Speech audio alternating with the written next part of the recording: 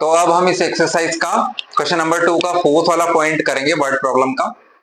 इस word problem में हमको दिया गया है क्या, Meena went to a bank to withdraw 2000 rupees. 2000 रुपए मीना विड्रॉ करने के लिए गई बैंक में।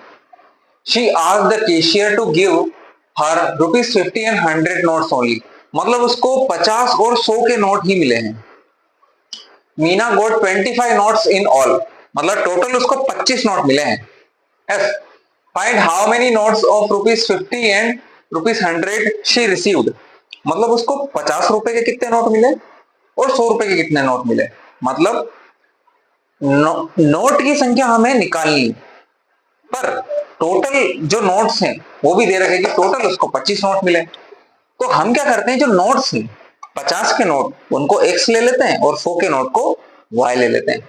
Let the number of notes of ₹50 be x। 50 के रुपए के नोट x होगा and that of ₹100 be y। 50 रुपए के नोट हो गए x और 100 रुपए के नोट हो गए y। ठीक है, अब हमारे पास ये कंडीशन यहां से दिख रही, मीना गोट 25 नोट्स इन ऑल, मतलब उसको 50 रुपए के नोट और 100 रुपए के नोट टोटल मिला के 25 नोट मिले हैं उसको। मतलब जो नोट 50 के हैं वो x प्लस जो नोट 100 रुपए के हैं वो y, इनको जब जोड़ दें तो ये 25 के बराबर है। ये हो गई हमारी इक्वेशन नंबर 1।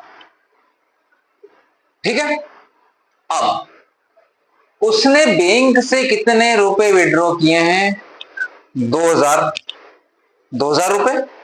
मतलब 2000 रुपए हम जब देखें तो वो 50 और 100 के नोट में है। अगर मैं 50 रुपए के एक्स नोट, 50 रुपए और नंबर ऑफ नोट्स प्लस 100 रुपए,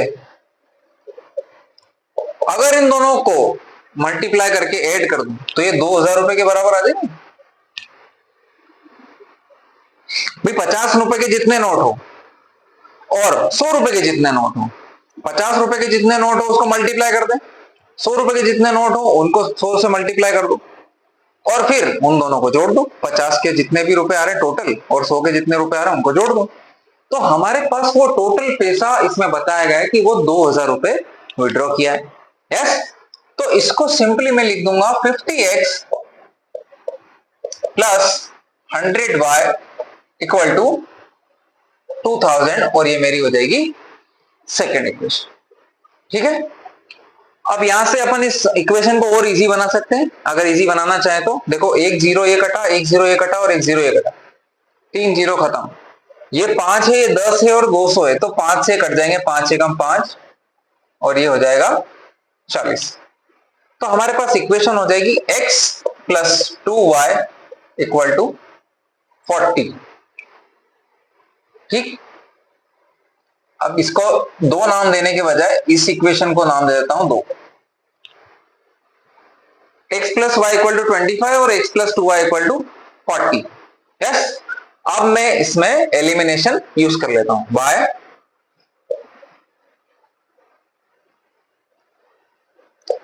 elimination method.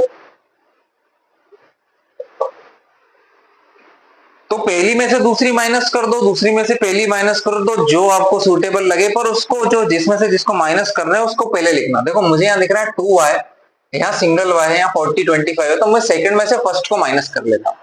Yes, subtracting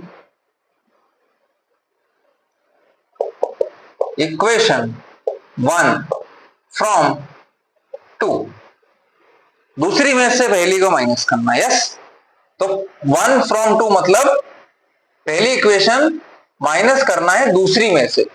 yes, इसको उल्टा मत समझ लेना, x plus 2y equal to 40, then first equation हमारी नीचे आ जाएगी x plus Y equal to,